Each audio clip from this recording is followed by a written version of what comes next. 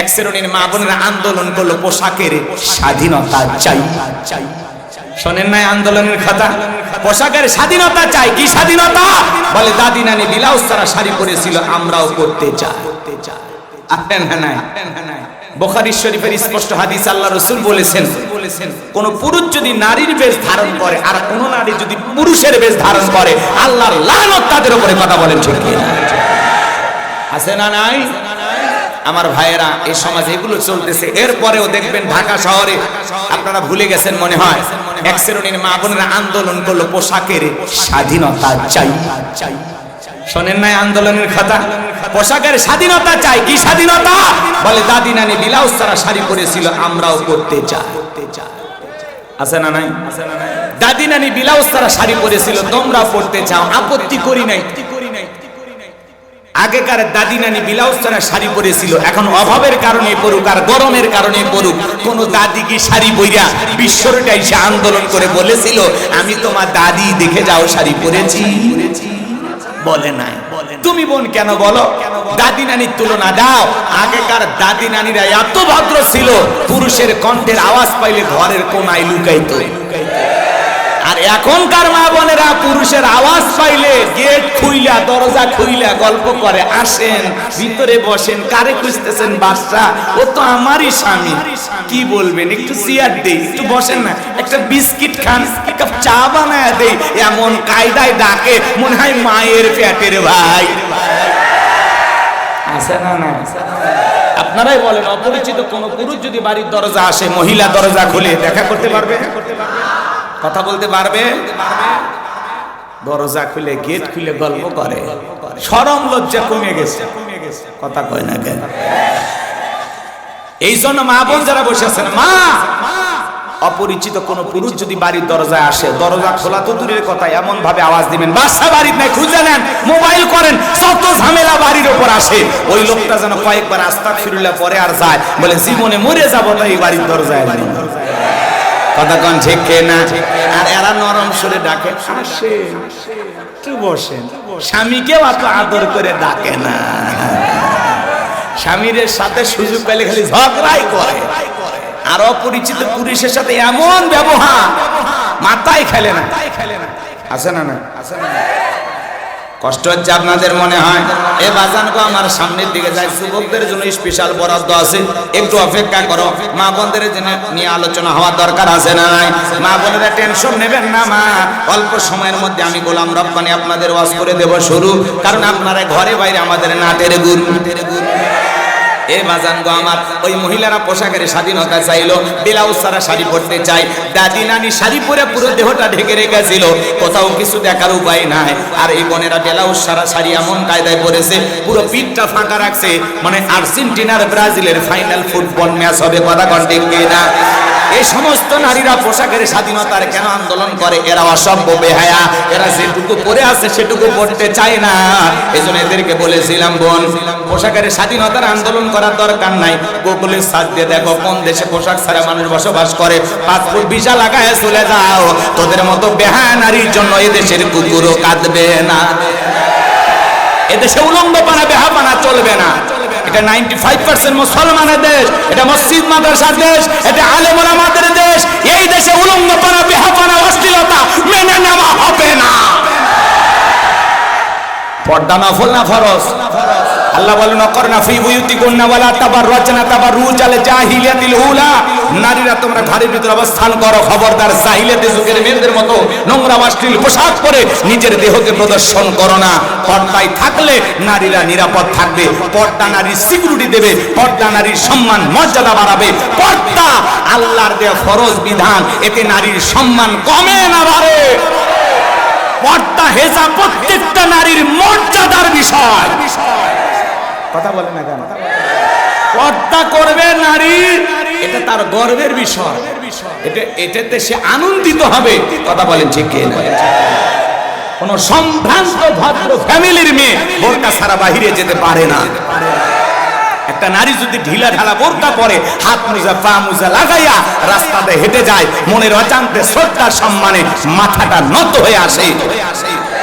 কেউ বাঁকা চোখে তাকায় না, কিন্তু যারা ডিজিটাল পার্লারের সাজ দিয়ে বিউটি কুইন হইয়া টলিউডের নায়িকা হওয়ার স্টাইল নিয়ে অন্না সারা রাস্তা দিয়ে হেঁটে যায়, যুবকেরা দেখতে দেখতে সাইকেল নিয়ে রাস্তার থেকে পড়ে আছে না নাই? এরা আবার সাইজে গুজে রাস্তাতে প্রদর্শন করে বাড়িতে এসে বলে, বল্টুর বাপ তুমি তো দেখতেই পারো না, আজকে গেছিলাম সাইজা, মানুষের চোখ কপালে উঠছে। আছে না নাই? এদিকে খেয়াল করেন, মাছ যেটা পচে যায়, পচা মাছে মাছি কম পড়ে না বেশি পড়ে? পচা মাছে মাছি যেমন বেশি পড়ে, সে নারী ব্যাপারটাই উলঙ্গপানা বেহাপানা হইয়া রং ঢঙ্গের সাজ দিয়ে রাস্তাতে হেঁটে যায়, দুষ্ট লোকের মাছি নামের নজর পড়ে, কেউ তোর দিকে ভালো চোখে তাকায়নি। বুঝলি না ডাইনি? সাইজ করা লাগে সাসে কপালে, কথা কোন ঠিক কিনা? রাগ করতেছেন আপনারা? বউ আপনার কথা শুনবি না, পর্দায় রাখার দায়িত্ব আপনার। আর যে বউ স্বামী টাইম দেয় না, ও রাখারই দরকার নেই। খেপে গেছে এইবার মহিলারা, খেপে গেছে। হ্যাঁ, আজকাল মহিলারা এমন ভাব নাই, মনে হয় ওদের কাছে আমরা ওদের চাকর আর ওরা আমাদের মনিব। এমনও পুরুষ আছে বউয়ের কাছে তিন, বউ যদি দাঁড়িয়ে থেকে পেশাব করো তাই করো, বউকে শাসন করার ক্ষমতা নাই। চোখ দিয়ে যে তাকাবে বড় করিয়া, তাকানোর আগে বলতে, এই কার দিক তাকাইছিস, আগে 3 লাখ জমা দে। তার মানে ওই 3 লাখ টাকা যৌতুক নিয়ে বিয়ে করেছে। যৌতুক নিয়ে বিয়ে করেছে যারা বউয়ের কাছে এতিম তারা। আর যারা যৌতুক নিয়ে বিয়ে করেনি, যখন তখন কথায় কাজে মিলবি না, যা 1 2 3 তুই যাবো আর একটা আসবি, কথা কয় না কেন? হ্যাঁ, আজকে আফসোস লাগে, এমন ভাবে পুরুষের উপর টর্চারিং করে। আজকে নারী নির্যাতনের মামলা থানায় গেলেই নাই, পুরুষ নির্যাতনের মামলা নিতে চায় না। কোন থানায় যা যদি বলেন, পুলিশ ভাই গতকালকে বউ আমাকে পিটাইছে, তোর বউ তো মারে, তুই কি হিজড়ে রে? যাবেন কোন জায়গায়? বাংলাদেশে যদি পুরুষ নির্যাতনের মামলা চালু হয়, আমার মনে হয় একদিনে কমপক্ষে 5 লক্ষ মামলা হবে। কথা কন ঠিক কিনা? এই জন্য বলেন গো, আমার মনের দুঃখের কথা বলা যায় না, কথা কন ঠিক কিনা? কষ্ট আছে না নাই? সবাইকে তো কম বেশি বউকে দেখে ভয় পাই, কথা কন ঠিক কিনা? আবার ডাইলগ, আমি আমার বউ ভয় পাই না, খালি থালা বাসন মানজিতেছি, কাপড় চোপড় ধুচ্ছি, এরপরে বলতেছি আইসা তোমার হাত পা টিপে দেবো। আই রে যুবকরা, আছে না নাই? এগুলো টিকটক দেখে যুবকেরা ভাইরাল ভিডিও মুখস্থ করে ফেলে। আছে না নাই সমস্যা? মাজান গো, বইয়ের গোলাম হওয়া যাবে না। প্রত্যেকটা স্ত্রী স্বামী হবে তার অভিভাবক। কথা কয় না? নারীদের অভিভাবক কারা? পুরুষের। আর নারী যদি পুরুষের অভিভাবক হয়, শান্তি থাকবে না, ঝামেলা আছে। কথা কন ঠিক কিনা? কষ্ট হচ্ছে আপনাদের। এখন উচিত কথা যদি কই, পিঠের ওপর দিয়া যাবি মই, এই আনন্দে কিছু লোক কিনা খাবে বগুড়ার স্পেশাল দই। যত 10 নন্দ ঘষ, 17টা বললে 10, করলে অন্যায়ের প্রতিবাদ, নামটা হবে তোমার মৌলবাদ, নামটা হবে তোমার জঙ্গিবাদ। যুবকের দল, গভীর মনোযোগ দিয়ে কথাগুলো শোনো। এই জন্য মা বোনদেরকে বলে যাই, মা পর্দায় থাকবেন, মা পর্দায় থাকবেন। যে নারী পর্দা করে, নামাজ পড়ে, কোরআন তিলাওয়াত করে, ওই নারীর পেট থেকে নেককার আল্লাহওয়ালা সন্তান জন্ম নেয়। কথা বলেন ঠিক কিনা? এই যে গতকালকে আর টিভিতে একটা নিউজ দেখলাম বাজান গো, আমার একটা ছেলে মায়ের গর্ভ থেকে আল্লাহর কোরআনের হাফেজ হয়ে জন্ম নিয়েছে। মা কোরআনের হাফেজা, কোরআন তিলাওয়াত করে, সন্তানকে দুধ খাওয়ায়, কোরআন তিলাওয়াত করে, সন্তান গর্ভে ছিল, কোরআন তিলাওয়াত করে। মা পর্দা করে, মানে কার মা কোরআন পড়ে, মায়ের কোরআন তিলাওয়াত শুনে শুনে আজকে 2 বছরের বাচ্চাটা আল্লাহর কোরআন তিলাওয়াত করে। একটা আয়াত করে থেমে যাবেন, পরের আয়াতে কি লেখা আছে এই ছেলেটা বলতে পারে, বলেন আল্লাহু আকবার। এই যে অলৌকিক একটা সন্তান জন্মগ্রহণ করেছে, একটা সন্তান মায়ের গর্ভে থেকে হাফেজ হয়ে দুনিয়াতে জন্মগ্রহণ করে, এমন নেককার সন্তান আমাদের দরকার আছে না নাই? ওই মা ধন্য এই সন্তানের জন্য। এই জন্য মা যদি সন্তানকে গর্ভে নিয়ে কোরআন তেলাওয়াত করে, নামাজ আদায় করে, পর্দা মেনে মেনে চলে ওই সন্তানটা অবশ্যই নামাজি হবে। ওই সন্তানটাকে নামাজের জন্য মসজিদে ডাক দেওয়া লাগবে না, কারণ মা নামাজি ছিল, ছেলেও নামাজি হবে। কথা বলেন ঠিক কিনা?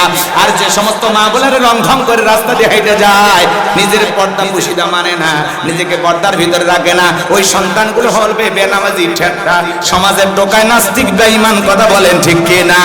ক্ষেত ভালো তো ফসল ভালো, মা ভালো তো সন্তান ভালো। আমাকে একটা শিক্ষিত মা দাও, আমি একটা শিক্ষিত জাতি উপহার দেব। কথা বলেন ঠিক কিনা? এজন্য মাকে পর্দায় রাখতে হবে, মাকে অবহেলা করার কোনো সুযোগ নাই। নারীর সম্মান মর্যাদা আল্লাহ বাড়িয়ে দিয়েছেন, আমরা নারীদেরকে সম্মান মর্যাদার আসনে বসিয়ে রাখবো। কোন নারীকে আমরা কখনো অবহেলা করব না। আল্লাহ আমাদের সবাইকে সঠিক বুঝ দান করুন, জোরে বলুন আমিন। তাহলে নামাজের ভিতরে দাঁড়ায় আমাদের মন খালি ছটফট করে, দুনিয়াবি নানান চিন্তা ভাবনা মনে হয়। কথা বলেন ঠিক কিনা? কিন্তু বাজান গো আমার, আপনি আমি যখন সালাতে দাঁড়ি, অন্তরের মধ্যে ভয় থাকবে কার? আল্লাযীনা হুম ফি সালাতিহিম খাশিউন। অবশ্যই মুমিনেরা সফল যারা নিজেদের সালাত বিনয়ের সহিত, নম্রতার সহিত আল্লাহর ভয় নিয়ে আদায় করে। তাহলে আপনি আমি যখন সালাতে দাঁড়াবো, অন্তরে ভয় থাকতে হবে কার? এ বাজান গো আমার, জোহরের সালাত আদায় করবেন আর মনে মনে ভেবে নেবেন এই জোহরের সালাত আমার জীবনের শেষ সালাত। আসরের নামাজ আদায় করবেন আর মনে মনে ভেবে নেবেন এই আসরের নামাজ আমার জীবনের শেষ নামাজ, আমি মাগরিব পর্যন্ত নাও বেঁচে থাকতে পারি। কথা বলেন ঠিক কি না? একটা ফাঁসির আসামিকে যদি বলা হয় রাত 10টা বাজে 12টায় তোমার ফাঁসি, লোকটা যদি ইমানদার হয়, ফাঁসি হওয়ার আগে যদি 2 রাকাত সালাত আদায় করার সুযোগ পায়, ওই দিনের রুজু হবে সবচাইতে ভালো। এক মুরব্বি চাচা এত তাড়াহুড়া করে ওযু করছে, এক ঠ্যাং না ধুয়ে মসজিদে ঢুকছে, তাই সালা মসজিদ পিছলা খায়া চাচা একদিক লুঙ্গি একদিক, তাও বলে আল্লাহু আকবার। মানুষ কয় চাচা লুঙ্গি খুলে গেছে, আগে লুঙ্গি ঠিক করেন, কয় না আগে জামাত ধরে। আছে না নাই? এত তাড়াহুড়া করে ওযু করা যাবে না বাজান গো আমার, সুন্দর করে ঠান্ডা মাথায় ওযু আদায় করতে হবে। কথা বলেন ঠিক কি না? নামাজের সুইচের নাম হলো ওযু। কথা কয় না? কথা কি বুঝতে পারছেন? আপনার ওযুই যদি ঠিক না হয়, নামাজ হবে কেন? কথা কয় না? হ্যাঁ, নামাজের পাসওয়ার্ড হলো ওযু। মনে থাকবে তো ইনশাআল্লাহ? ওই ব্যক্তি ফাঁসির আসামি, ও যদি 2 রাকাত নামাজ আদায় করে, ওই নামাজ হবে জীবনের সবচেয়ে ভালো নামাজ। ফাঁসির আসামি যেমন জীবনের শেষ মনে করে নামাজ আদায় করে, আল্লাহকে সিজদা দেয়, প্রত্যেকটা ওয়াক্তে নামাজ আদায় করবেন আর মনে করবেন এই জোহরের নামাজ আমার জীবনের শেষ নামাজ। কারণ কত মানুষ নামাজের সিজদা দিকে মারা যায়, কপাল বড় ভালো। কথা বলে আপনি আমি এরকম যাই নামাজে মারা যেতে পারি, এমন মৃত্যু যেন আল্লাহ তাআলা আমাদেরকে দান করেন, জোরে বলেন আমিন। এই জন্য নামাজের মতো আদায় করতে হবে। জোহরের 4 রাকাত সুন্নত, ইমাম আর মুসল্লি একসাথে নিয়ত বেঁধেছে, ইমামের 2 রাকাত হওয়ার আগে মুসল্লির 4 রাকাত শেষ। হুজুর এইবার জিজ্ঞাসা করছে, চাচা মিয়া আমার 2 রাকাত হয় না, আপনার 4 রাকাত। বলে হুজুর আপনাদের চর্চা কম। এই যে রমজান মাসে মনে হয় প্রত্যেকটা মসজিদে তারাবির নামাজের প্রতিযোগিতা শুরু হয়ে যায়। কত তাড়াতাড়ি তারাবি শেষ করা আছে না নাই? আল্লাহ যেন আমাদের হেদায়েত দান করেন, একটু জোরে বলেন আমিন। তাহলে নামাজ পড়বো একমাত্র কার জন্য? আল্লাহকে রাজি খুশি করার জন্য, আল্লাহর ভয়ে। 2 রাকাত দরকার 10 মিনিট লাগবে, 4 রাকাত প্রয়োজনে 15 মিনিট লাগবে। আল্লাহর ভয়ে আল্লাহকে রাজি খুশি করার জন্য 5 ওয়াক্ত সালাত মসজিদে গিয়ে কারা কারা আদায় করবেন? 2 হাত তুলে আল্লাহকে দেখান। লিল্লাহি তাকবীর, লিল্লাহি তাকবীর। আল্লাহ আমাদের সবাইকে 5 ওয়াক্ত নামাজি বানায় দেন, জোরে বলেন আমিন। আরো জোরে বলেন আমিন। কষ্ট হচ্ছে আপনাদের? এ বাজান গো আমার, গভীর মনোযোগ দিয়ে শুনবেন। তাই বলে ভণ্ডদের কাছে যাবেন না। আজকাল এক শ্রেণীর মানুষ বের হয়েছে, নামাজ পড়ে না। আছে না? খালি ঢোল তবলা নিয়ে জিকির করে আর গান গায়। পানির ভিতরে জ্বললে বাতি, ঝড় বাতাসেও নেবে না। ল্যাংটা বাবার মুরিদ হইলে নামাজ রোজা লাগে না। সেই পীর সাহেব বলবে নামাজ রোজা লাগে না, ওটা পিন্না টাটকা শয়তান। আছে না নাই? গাজা খায়া মুজদারি লাল বানাইছে, নিজেকে সাধু বলে ফকির বাবা বলে। আছে না নাই? ও নাকি লালন ফকিরের দল। আছে না নাই? এ বাজান গো আমার, এই যে বগুড়া মহাস্থানে শেষ বৈশাখে বাপ রে বাপ গাজার কলকিতে মারে টান বাবা। আছে না? গাজা খায়া মুজদারি লাল বানাইছে, 10 লাইট মেরিয়ে মুখ কই খুঁজে পাওয়া যায় না। আর সুন্দরবনে বসলে বান্দরবনে কি অবস্থা? মন্ডা আছে না নাই? 10-20 বছর 30 বছর গোসল করে, নাম দিছে সাধু বাবা। এমন শরীরের গন্ধ পাতার গন্ধর চাইতেও খারাপ।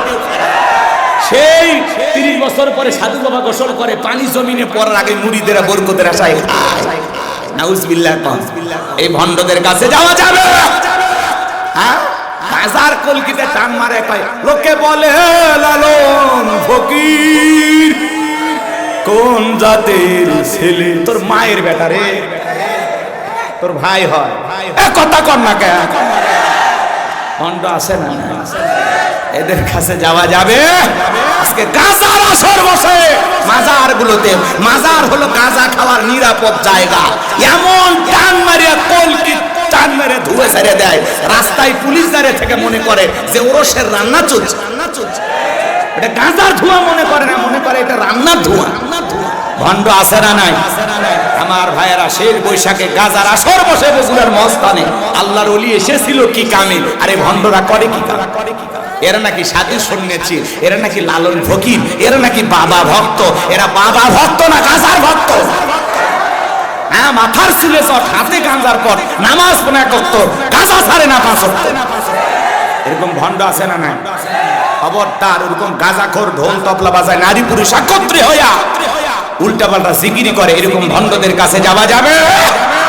পীর ছিল শাহজালাল খানকাই পীর, রাজপথে বীর, নারাই তাকবীর হুঙ্কার দিয়েছে, গৌর গোবিন্দ পালাইতে বাধ্য হয়েছে।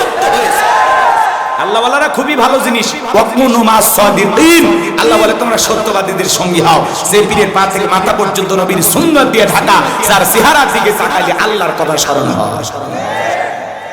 ছেলে হয় না, মেয়ে হয় না, আপনি মাজারে যা ছাগল বানত করেন, মাজারে বাবার ক্ষমতা আছে ছেলে মেয়ে দেওয়ার।